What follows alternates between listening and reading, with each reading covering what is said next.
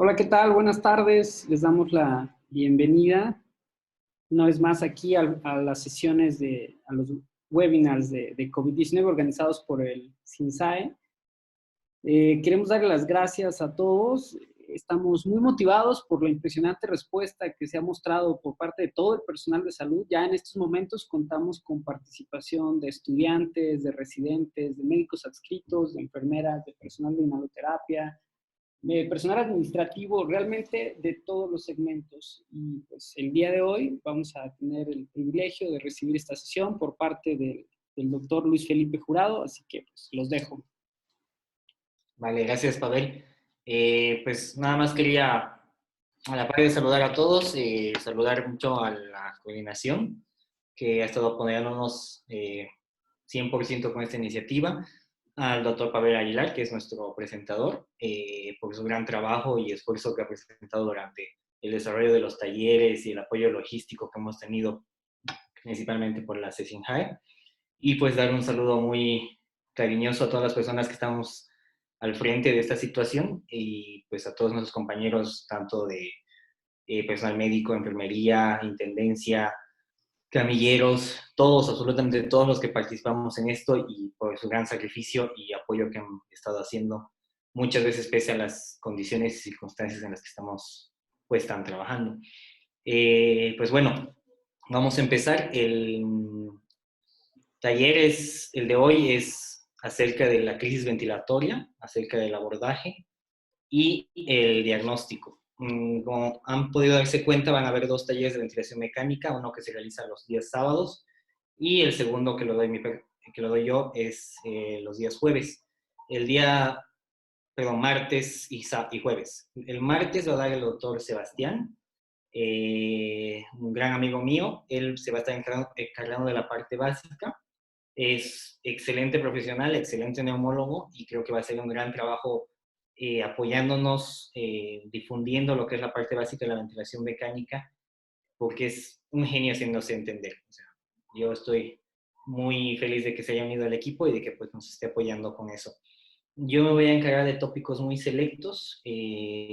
Estoy tomando el programa de Sebastián y le estoy aumentando ciertos tópicos que son mucho del know-how, el saber cómo, de eventos que tenemos en la terapia intensiva y eventos que vamos a tener manejando un paciente COVID-19 crítico.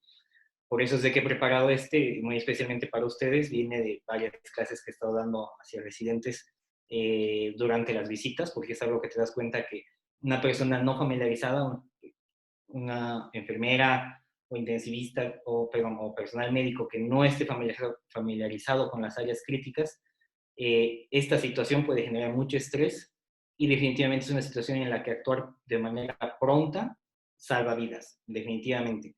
Y es algo a lo que todos los pacientes que se encuentran con ventilación mecánica van a llegar a sufrir por lo menos una vez en su hospitalización. Es algo muy frecuente que hay que saber manejar.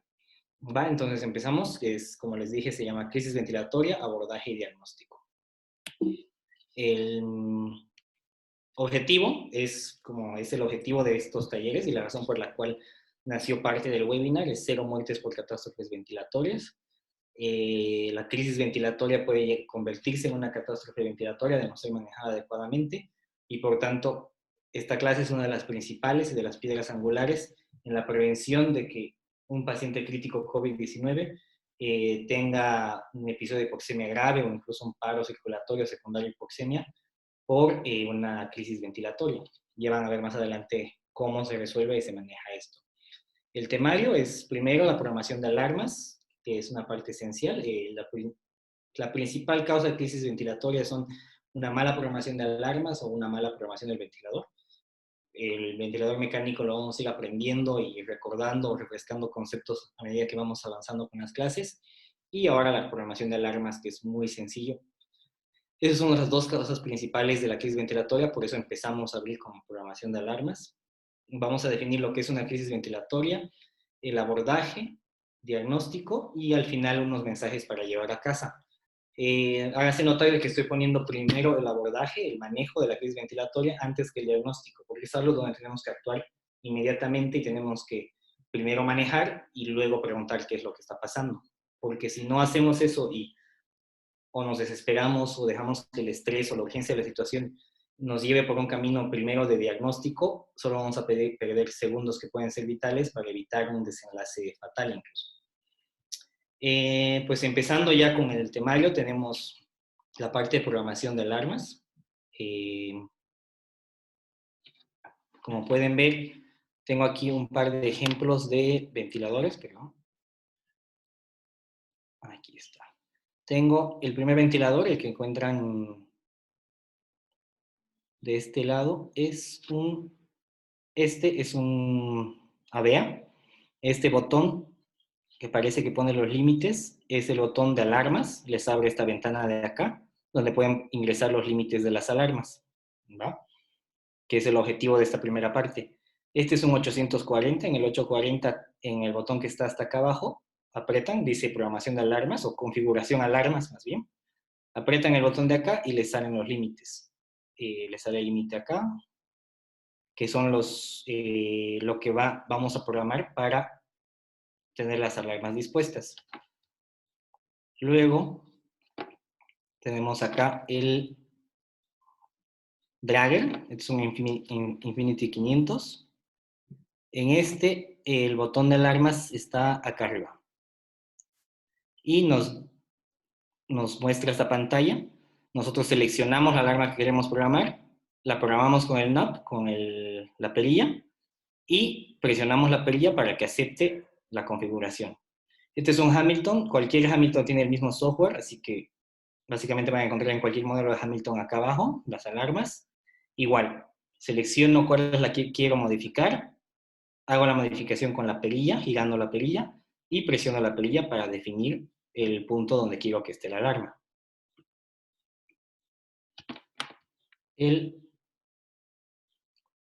¿Cómo vamos a dejar programadas las alarmas? Es muy fácil, son unas reglas más 10, menos 10, más menos 25%. Es lo único que hay que acordarse, ¿va? Y de hecho es muy instintivo. Tenemos por acá el 840, entro a la alarma actual, y para seleccionar la presión máxima, en el caso del 840, me marca como P pico, ¿va? Y selecciono la presión pico 10 centímetros por encima de donde estoy manejando. En este caso está manejando 19 centímetros de agua, yo la dejaría entre 30 o 35 centímetros de agua y aceptaría la configuración. Es muy importante que todos entendamos algo, que estas alarmas de presión, vamos a ver acá, que en el Hamilton está como simplemente presión, en el Dragger está como PAUW, y en el AVEA está como presión alta, sí, está como presión alta. Es muy importante que tengan en cuenta que esta alarma es posiblemente a la que más tengamos que ponerle atención, porque en la mayoría de los ventiladores mecánicos, no en todos, pero en la mayoría, lo que va a hacer esta alarma es generar el ciclado del ventilador, que como ya han podido ver con las clases de Sebastián, es el fin de la inspiración y el inicio de la expiración, o sea, que termine el ciclo respiratorio. Lo que puede generar es el ciclado prematuro de la respiración y nos puede generar en realidad una sincronía y nos puede generar crisis ventilatorias. Acá les voy a dibujar. Esta es una curva presión-tiempo, ¿vale? La curva presión de la vía aérea relacionada con el tiempo. Imagínense que está haciendo unos 30 centímetros de agua de presión, ¿va? ¿Y qué sucede si yo dejo la alarma programada en 20 centímetros de agua en el mismo paciente? Este paciente va a seguir respirando, pero en cuanto llega a 20 centímetros de agua, cicla inmediatamente la inspiración. Y lo que nos provoca es esta morfología de onda en la curva presión-tiempo, ¿va? Y aumenta la frecuencia respiratoria, porque el paciente intenta respirar más seguido porque no está recibiendo nada de aire en cada respiración. Es muy importante que tengamos en cuenta eso, ¿va? La mala configuración de esta alarma nos puede generar una sincronía, que es esta, y puede generar incluso una crisis ventilatoria, ¿va? Por eso es importante recordar, dejen la presión máxima unos 10 centímetros de agua por encima de la presión pico que está manejando actualmente el paciente, por ejemplo, 35 acá, o incluso pueden subirse un poco más, entre 15 a 20 centímetros de agua, si es que no quieren que les pase esto, especialmente si es que no van a estar cerca del paciente, personal que ha sido capacitado en manejar los ventiladores mecánicos. Luego tenemos la presión mínima. Para la presión mínima, lo que vamos a seleccionar, en el 840 no tiene, los otros ventiladores sí tienen una opción de presión mínima. Lo que vamos a seleccionar son 10 centímetros de agua por debajo de la presión que está manejando. Si es que el 840 tuviera esa opción, no, dejaríamos la presión mínima fijada como a 10, 9 centímetros de agua. Esta alarma es muy importante porque nos avisa de desconexiones, ¿no? El sonido de una presión mínima, de alarma de presión mínima, lo primero que nos tiene que hacer pensar es de que el paciente se desconectó del circuito de ventilador mecánico o se estuvo. Luego tenemos las alarmas de volumen telespiratorio y las alarmas de volumen minuto. La alarma de las dos siguen la misma, vamos a seguir la misma regla, 25% por encima y 25% por debajo del valor que está manejando actualmente el paciente. Por ejemplo, aquí tengo frecuencia respiratoria como alarma, normalmente la dejamos en 35 la máxima. Esta es una alarma de volumen minuto y aquí está la alarma de volumen tidal mandatorio y la alarma de volumen telespiratorio espontáneo. Entonces yo puedo modificar las tres. El paciente actualmente está manejando 12 litros por minuto de volumen minuto, así que lo que voy a hacer es programar la alarma unos 25% por encima, que sería en este caso, hay que tratar de hacerlo simple, o sea, recuerden hacer una cuarta parte por encima del valor que maneja. 12 litros minuto, la cuarta parte es la mitad 6 y la cuarta 3. Entonces la dejo entre 15 y por debajo la programo 12 menos 3, 9, la podría dejar en 8 centímetros de agua, ¿no? O 9 y 15, litros minuto. Y con el volumen tidal lo propio, está manejando 325, digamos la cuarta parte de 300, siempre la regla de la sencillez para esto, 300, la mitad de 150, la cuarta parte es 75. Así que le pongo 75 por encima, que me da unos 400 de máxima, de máximo volumen telespiratorio, y unos 75 por abajo. Pues para irme por números redondos, le pondría 200 aquí. ¿Va? No es muy importante, lo que quiero que entiendan es que no es muy importante el número exacto en el que dejo mi alarma. Lo que sí es importante es que cada turno, o cada que recibo al paciente, o cada que reviso al paciente, también tengo que revisar y hacer la revisión del ventilador mecánico. Y tengo que verificar que las alarmas estén bien programadas. Y que de hecho es lo primero que vamos a hacer. Verificar si mi ventilador está funcionando y si mi ventilador está bien programado, ya sea tanto en alarmas como en programación del ventilador mecánico. Luego,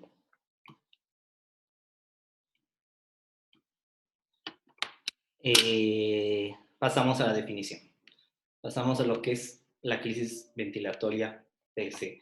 La crisis ventilatoria es la aparición de un ritmo ventilatorio, un ritmo respiratorio o una dinámica ventilatoria normal, o sea, la aparición de una dinámica ventilatoria normal, como vamos a verla pronto en este video, o la aparición de ondas anormales en el monitor del ventilador, o, como acá, o la activación frecuente de alarmas del ventilador, ¿va? Asociada a un riesgo importante para el paciente. ¿Qué va a definir el riesgo importante para el paciente? La aparición de dificultad respiratoria, la aparición de desaturación o la aparición de taquicardia, ¿va? Aquí les voy a poner el video de un ritmo respiratorio normal.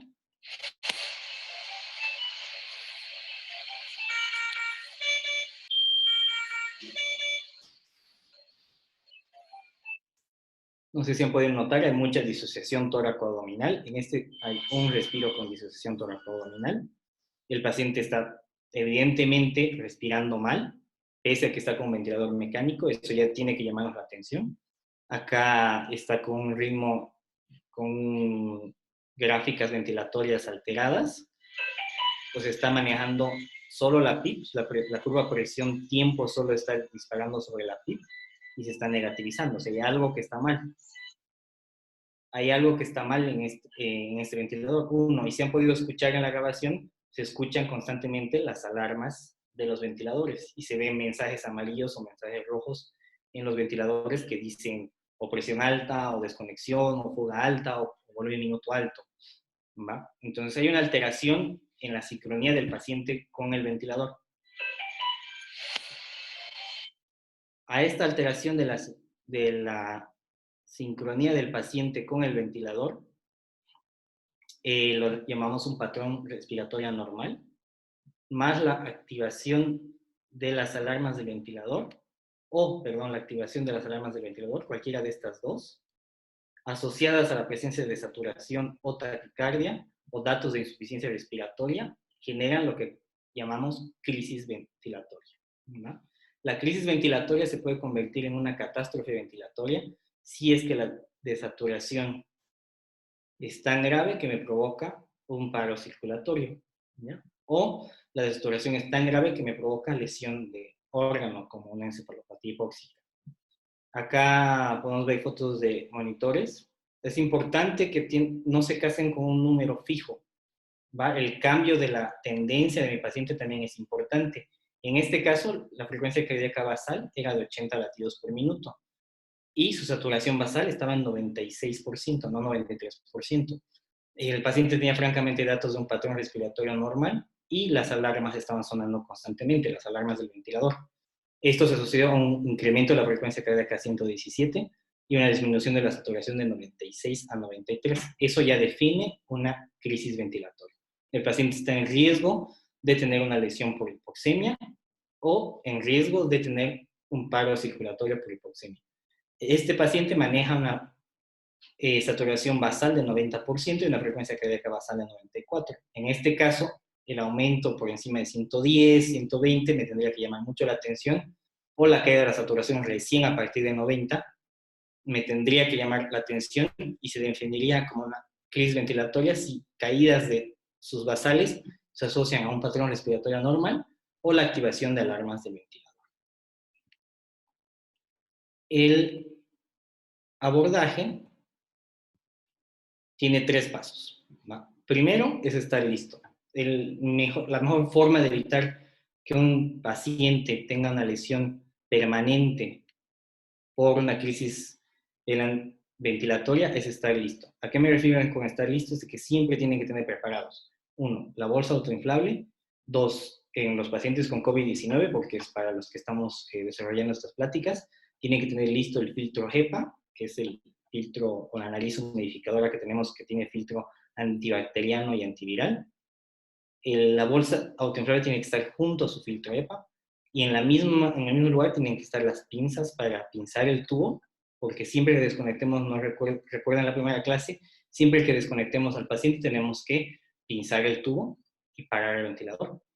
Y además de eso tengo que tener lista mi fuente de oxígeno. O sea, siempre que esté ventilando a un paciente COVID-19 crítico, tengo que tener esas cosas listas y a la mano. De hecho, tiene que ser parte del checklist diario y tiene que estar en nuestras mentes y diariamente al pasar visita o por turno al pasar visita, tengo que verificar que estén listas esas 3 cosas.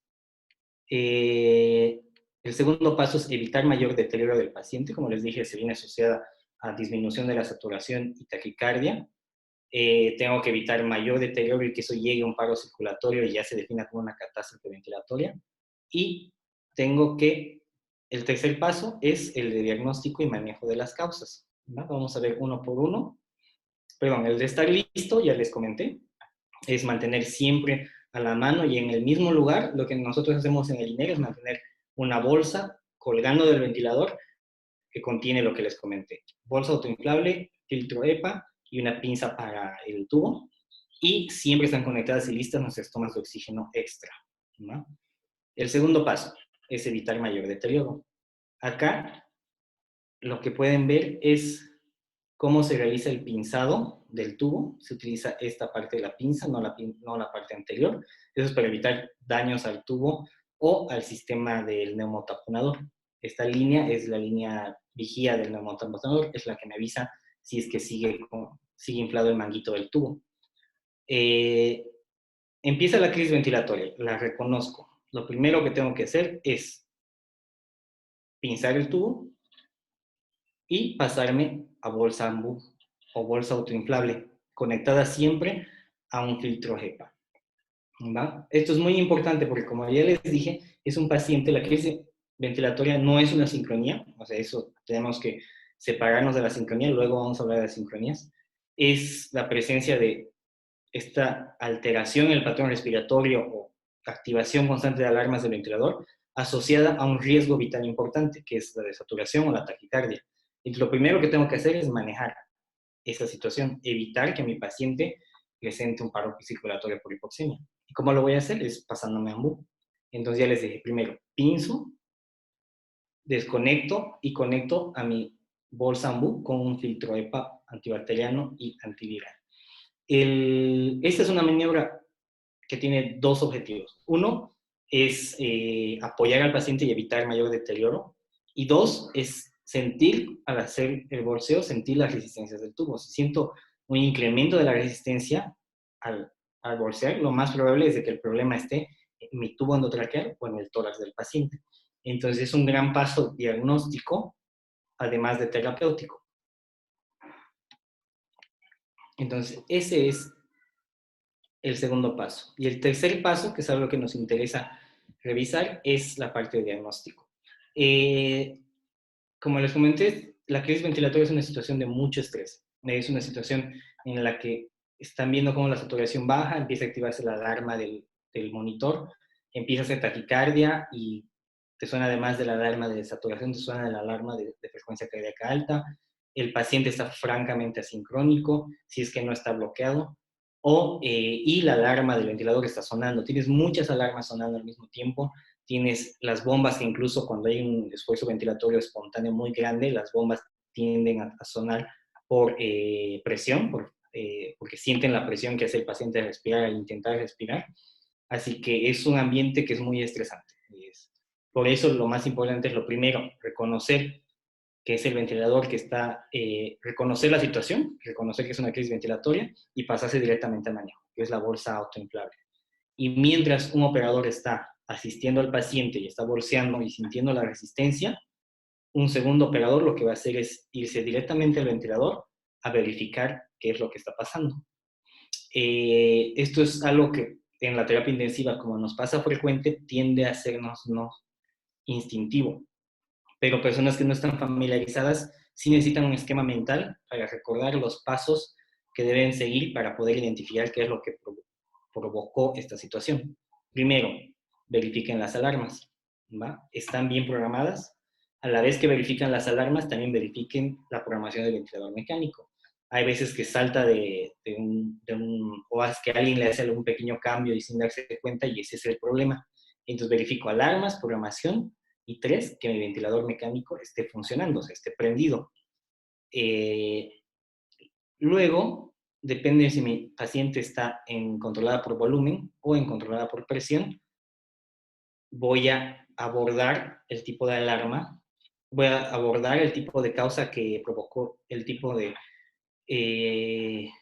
situación que provocó esto, de acuerdo a qué alarma se está prendiendo, si es la alarma de presión alta, la alarma de presión baja, controladas por volumen, o controlados por presión, la alarma de volumen tidal bajo o la alarma de volumen tidal, alto o bajo.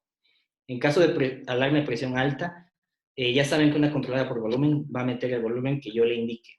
No le importa cuánto de presión tenga que hacer. Ese es el objetivo de ponerle una alarma, ponerle un límite a la presión máxima que va a ser el ventilador. Pero si el ventilador llega a esa presión máxima, se va a ciclar y va a generar un tipo de asincronía que puede provocar una crisis ventilatoria. La alarma de presión alta controlada por volumen normalmente se produce por un tubo obstruido o una alteración torácica. Acá en la parte de tubo obstruido también incluyo la parte de los circuitos, ¿va? Y tenemos la alarma de presión baja, que puede ser generada por desconexión. En un sujeto que está ventilado y controlada por presión, las alarmas que más se van a activar, acá yo le digo cuánto va a ser de presión y va a meter esa presión sin importar si mete 0 de volumen tidal o si mete 2000 mililitros de volumen tidal. Entonces me van a pitar las alarmas de volumen tidal en un sujeto con ventilación controlada por presión control.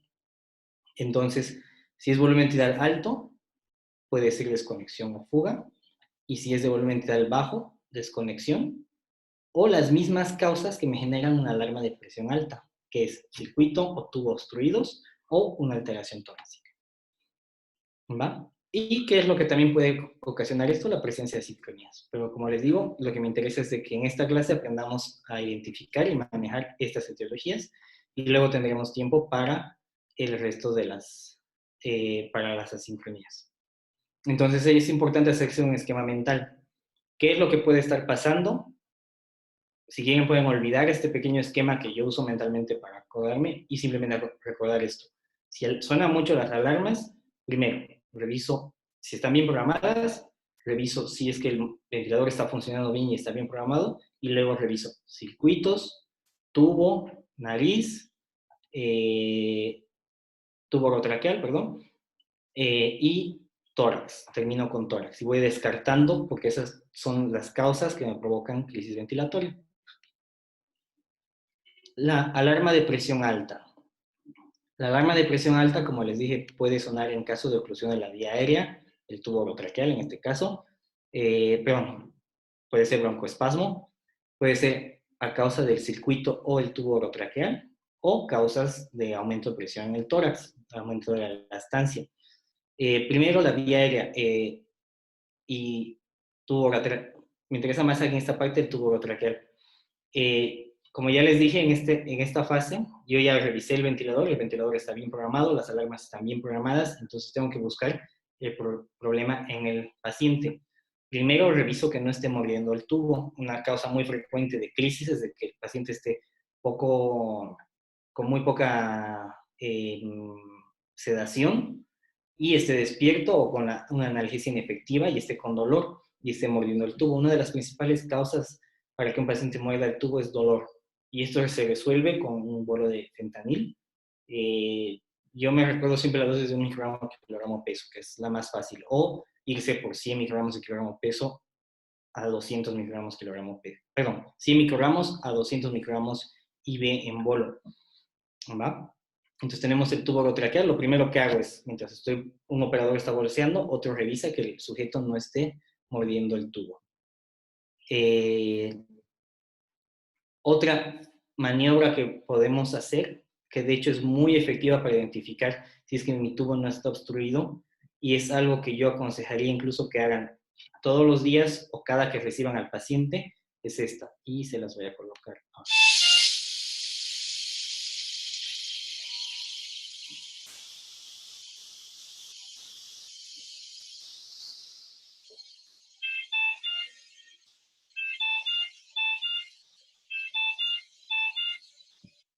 Como ven, lo único que hizo es nada muy complicado. Lo único que hizo fue introducir la zona de aspiración por el tubo orotraqueal. Y lo importante de introducir es, uno, que está fijando la mano acá en el tubo, está fijando para que no se introduzca más el tubo. Y dos, con la mano que está introduciendo, el operador siente la resistencia que tiene al introducir la sonda. Si la sonda no pasa completamente o pasa solo hasta la mitad, o sienten una obstrucción, o sienten mucha resistencia al pasar, es porque ese tubo está impactado o está obstruido. Y es esa la causa del problema. Entonces, lo que sigue es recuperar la oxigenación con la bolsa autoinflable y instalar otro tubo orotraqueal.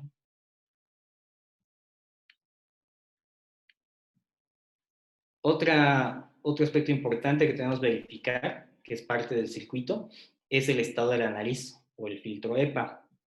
Esta nariz, como ya les comenté, tiende a condensar mucho vapor y generar líquido. Este líquido genera mucha resistencia.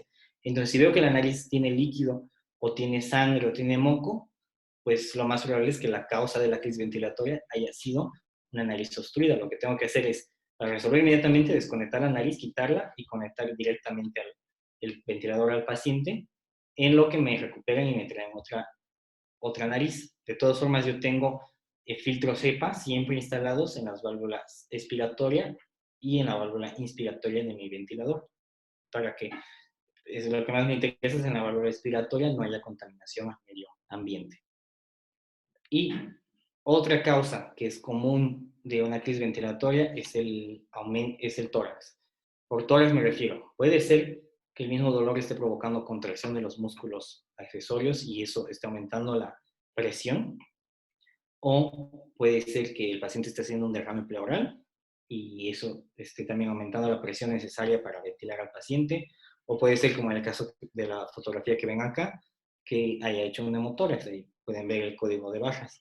Entonces, eso lo voy a abordar, pero una vez que he abordado todo lo demás, porque si notan el esquema que les di, siempre verifiqué primero vía aérea, circuitos, nariz, ventilador. Si eso está bien, entonces el problema debe estar en el paciente. Entonces ya voy hacia el paciente porque de todas formas yo ya estoy bolseando al paciente y he recuperado la taquicardia y he recuperado la oxigenación. Entonces ya puedo, mientras se trabaja con el paciente con la bolsa inflable, traer el ultrasonido o los rayos X o incluso llegar a auscultar al paciente, que sabemos que no está muy recomendado por el problema de contaminación que tenemos, y definir si es que es el tórax. Y si encuentro algo ahí, lo que tengo que hacer es resolver esa causa y reconectar al paciente.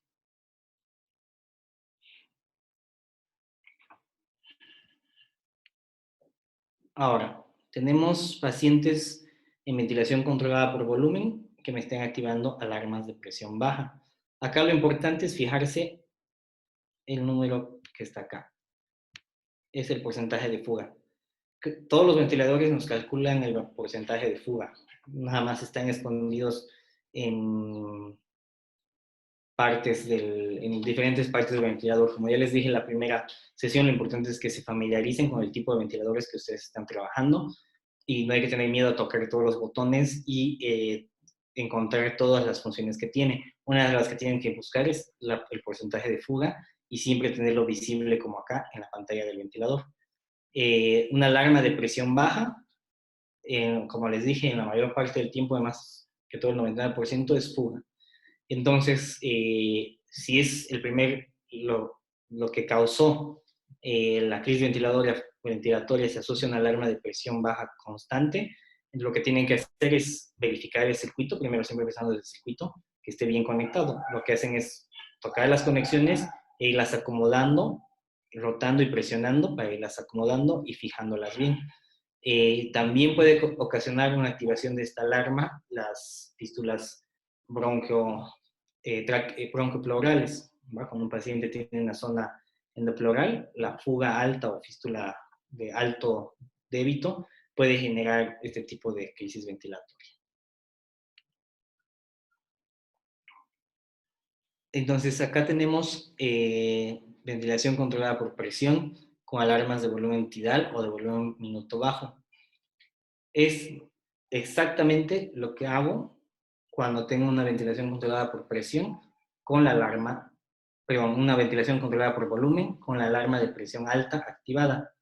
Veo vía aérea, circuito tubo-traqueal, la nariz, y si descarto que es una de estas, paso a descartar una causa en el tórax. Y si es ventilación controlada por presión con alarmas de volumen tidal o volumen minuto alto, lo primero en lo que tengo que pensar es en fugas, ¿no? Verificar todo el circuito y el balón neumotamponador. Es importante sentir la guía del balón neumotamponador o del manguito también que le llaman. Y si está desinflado, inflarlo. Puede ser que esté roto y al ingresar el aire no se infle el balón y esa es la causa de la fuga. Y si tiene zona endopleural, verificar el sello de agua, porque si está burbujeando, lo más probable es de que la fuga sea ocasionada por eso.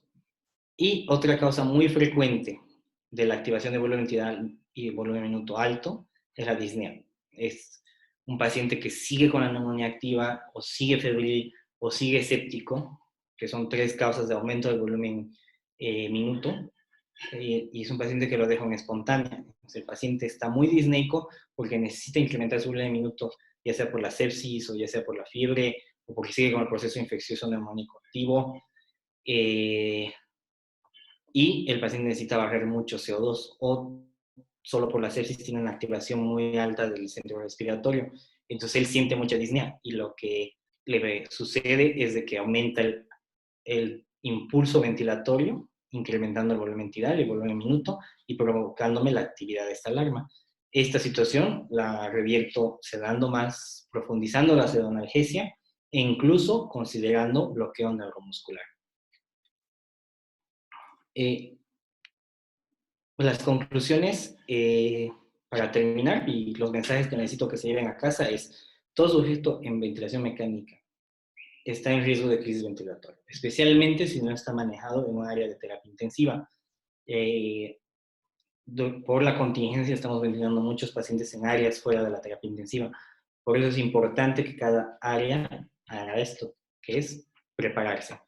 Preparen las áreas donde están ventilando, que tenga por lo menos disponible una bolsa autoinflable con su filtro EPA, sus pinzas y la conexión a oxígeno bien identificada, lista en caso de que alguno de los pacientes del área esté en crisis ventilatoria.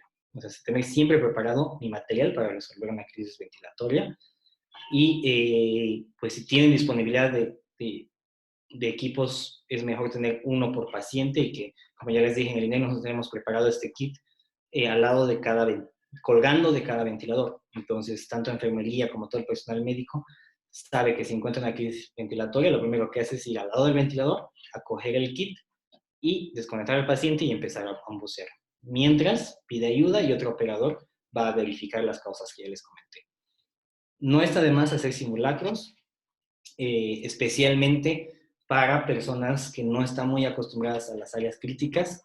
Es importante que tengan un código de crisis ventilatoria y todos los que ingresen a trabajar sepan cómo saber dónde está el carro de paro y cómo funciona, saber dónde está mi kit de la crisis ventilatoria y cómo funciona. Y esto es una sugerencia muy en tono personal. Algo que yo siempre hago cada que recibo a mi paciente es verificar la permeabilidad del sistema. O sea, inicio siempre por los circuitos, veo que estén bien conectados, que estén bien ajustadas las conexiones, que no haya agua condensada en los circuitos. Reviso la nariz, siempre agarro un poco la nariz y la levanto para ver que no esté muy pesada, porque una nariz muy pesada es un dato de que puede estar con mucha agua condensada dentro de las fibras. Y procedo a aspirar al paciente. Paso la zona de aspiración y voy sintiendo la resistencia. Si siento resistencia, lo más probable es que ese tubo se esté impactando y sea necesario cambiarlo. Y recuerden que estos pacientes COVID-19, una de las complicaciones más comunes que han estado siendo reportadas ha sido impactación de mocos sanguinolentos en el tubo orotraqueal. De hecho, nos hemos tenido que cambiar varios tubos por esto. Entonces es importante que si ustedes están usando especialmente un sistema de humidificación pasivo como la nariz y no activo como la cascada, tengan muy en mente eso, que se les puede tapar el tubo. Es una de las razones por las cuales nosotros pasamos de humidificación pasiva a las cascadas, ¿no? Y no olviden, lo primero en una crisis ventilatoria es manejarla, evitar mayor deterioro del paciente. Entonces, lo primero que hago es pasarme a ventilar de forma manual, mientras un segundo operador revisa de forma sistemática vía aérea, nariz, circuito, la programación de alarmas y ventilador. Y si he descartado estas tres, me paso a descartar causas torácicas.